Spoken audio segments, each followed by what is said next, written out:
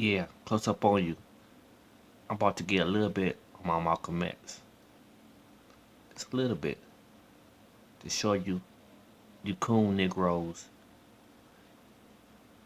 what's really going on.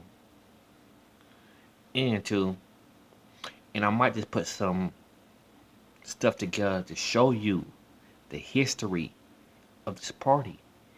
Y'all keep on voting for it, loving and grabbing and kissing and hugging and saying it is great. They only want your demise, like back then. So I'm gonna put something together for you. But I'll let this man speak too though. He's a senator. Listen to him though. Don't close your ears. Listen. I'll put something together too though for you.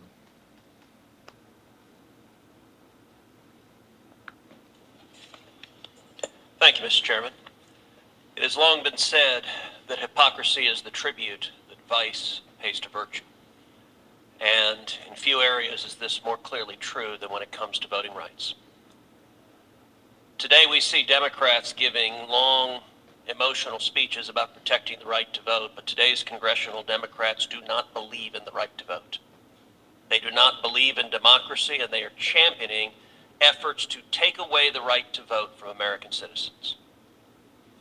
The rhetoric that is being used by Joe Biden, by Chuck Schumer, by other Democrats is consistently inflammatory. Indeed, one of the phrases that they like to use today is Jim Crow 2.0.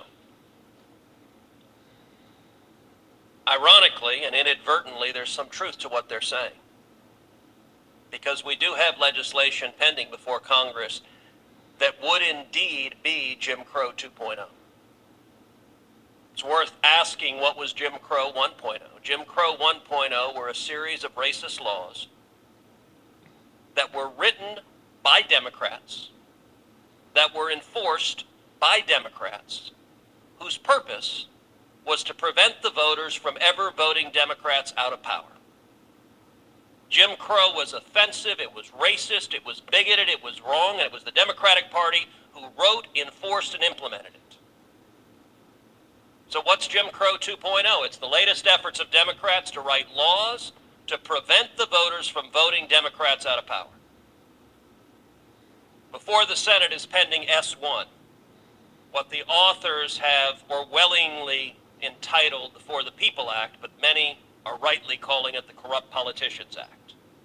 The only objective of the Corrupt Politicians Act is to keep Democrats in power for the next 100 years. To take away the right of American voters to vote Democrats out of power. How does it do that? Corrupt Politicians Act would strike down every voter ID law in the country. 80% of Americans support voter ID. 60% of African Americans support voter ID. What would the Corrupt Politicians Act do? Repeal every one of those laws. And mind you, this is while Democrats are saying, we support the right to vote, so we're going to take away the decision made by the voters to enact voter ID laws. What else does the Corrupt Politicians Act do? 29 states have prohibited ballot harvesting. Ballot harvesting is the corrupt practice where you send operatives to collect the ballots of others. So a paid operative, for example, from the DNC will go into a nursing home, will collect hundreds of ballots from seniors, some of whom may no longer be competent to make a decision.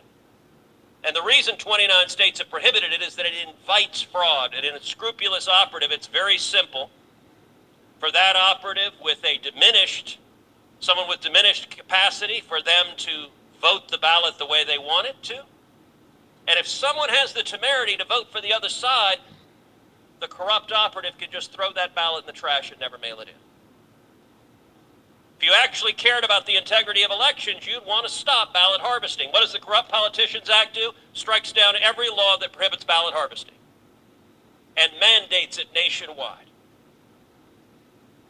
If the Democrats who say they protect the right to vote believed it, why do they want to strike down what the voters chose to adopt, which is protecting the integrity of their elections? The Corrupt Politicians Act automatically registers to vote every single person who interacts with the government in any way. That means if you get an unemployment check, if you get a welfare check, if you have a driver's license, if you go to a public college or university, Bingo, you're automatically registered to vote. What is the predicted and in fact intended consequence of that? That millions of illegal immigrants would be automatically registered to vote. In fact, the Corrupt Politicians Act explicitly immunizes the state officials who would be registering illegal immigrants to vote. Now, when you register millions of illegal immigrants to vote, you are stealing the right to vote from American citizens. That is not protecting the right to vote, that is stealing the right to vote. The Corrupt Politicians Act mandates that felons all across the country be allowed to vote, because Democrats have made the decision that if millions of illegal immigrants and millions of felons and murderers and rapists and child molesters are voting, they believe they're likely to vote for Democrats. Just a moment ago, the chairman said that voting rights legislation should not be partisan. Well, the Corrupt Politicians Act is nakedly partisan, and what really admits the entire joke. Federal Election Commission, when it was enacted in the wake of Watergate, it was designed to be bipartisan. 3 Republicans, 3 Democrats. What does the Corrupt Politicians Act do? Makes it partisan, makes it 3 Democrats and 2 Republicans, so that Chuck Schumer would have the Federal Elections Agency as an attack dog to use as a political weapon, not to protect integrity, not to follow the law, but to ensure that Democrats can never be beaten and the voters don't have a right to vote. When congressional Democrats talk about Shelby County and wanting to make every jurisdiction in America subject to DOJ preclearance, understand what that means. That means your state legislature in your home doesn't have the ability to pass laws concerning voting without getting an unelected bureaucrat in the Department of Justice to sign off on it first. Mind you, this is after Joe Biden is nominated and Senate Democrats have confirmed extreme partisans to the Department of Justice. Kristen Clark, who is a left-wing radical activist, would be in charge of voting laws all across the country with the ability to stop any elected legislature from passing laws concerning voting. I ask you, if you actually believed the rhetoric from Democrats that you wanted to protect the right to vote, why the hell would you say you can't vote in the state legislatures unless an unelected Democrat who's not accountable to the people says it's okay? This is not about the right to vote. We heard some stringent rhetoric about the Supreme Court's Brnovich decision. I'll tell you, I was proud to lead an amicus brief for 11 senators in the Brnovich case. The state of Arizona quite reasonably prohibited ballot harvesting because ballot harvesting invites fraud and is corrupt. And the Supreme Court, by a vote of 6-3, agreed with the position that I advocated on behalf of 11 senators, that states have the authority to protect the integrity of their election. We should protect everyone's right to vote. And I will note, by the way, the civil rights legislation that has been adopted, the Civil Rights Act of 1964, a significantly greater percentage of Republicans voted for it than did Democrats. 82% of Republicans in the Senate voted for the Civil Rights Act of 1964, 69% of Democrats did. We should protect the right to vote, and that means not striking down common sense voter integrity laws. That means not subjecting elected state legislatures to oversight by unelected bureaucrats. That means protecting the right to vote for everyone, regardless of race, regardless of ethnicity. And one of the ways you protect the right to vote is enacting common sense protections to stop that right from being stolen. And unfortunately, congressional Democrats are not interested in doing that.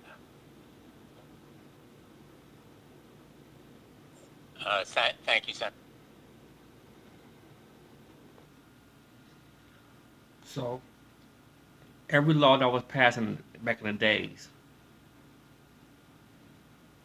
for you, excuse my dress, but you know, it's late. I'm thinking about something. I just put it down. So, whatever though.